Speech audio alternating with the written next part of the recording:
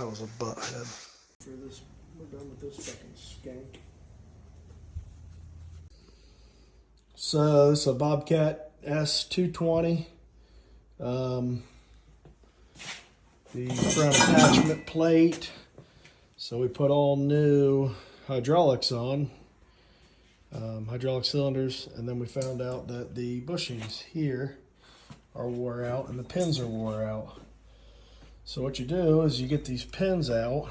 There's a plug on the inside. Pull the plug with the Zerk fitting out, and then take these pins out, slide the pins in the bushing, weld the pin inside the bushing because your pins are bad anyway, and then you go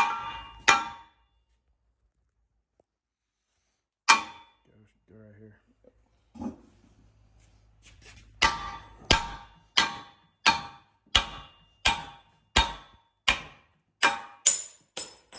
Do this side.